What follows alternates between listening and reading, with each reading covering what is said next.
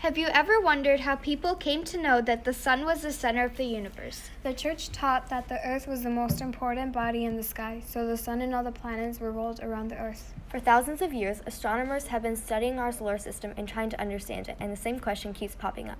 What is the center of the universe? In the early 1500s, when everyone believed Earth was the center of the universe, Nicolaus Copernicus proposed that the planets instead revolved around the sun.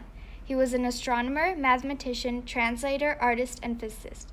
He is best known as the first astronomer to posit the idea of a heliocentric solar system, the system in which the planets and planetary objects orbit the sun.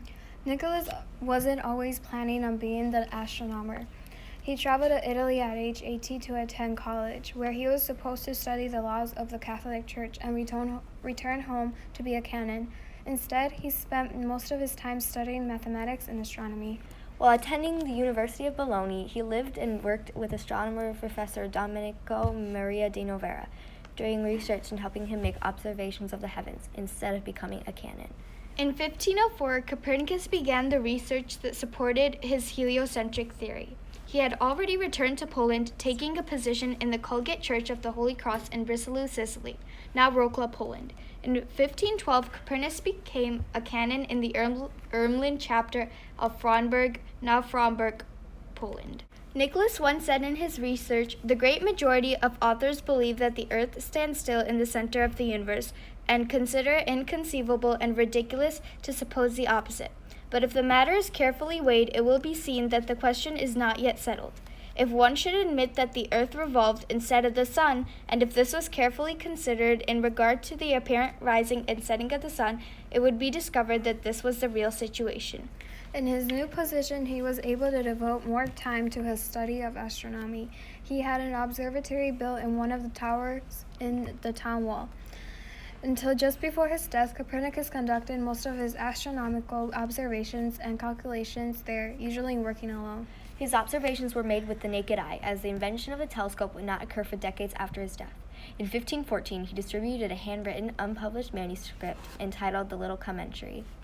At age 70, Nicolaus Copernicus died of stroke on May 24, 1543 in Frauenburg, Poland. It was not until the 16th century that a geometric mathematical model of a heliocentric system was presented by the Renaissance mathematician, astronomer, and Catholic cleric Nicolaus Copernicus, leading the Copernican revolution. Copernicus became a symbol of the brave scientist standing alone, defending his theories against the common beliefs of his time.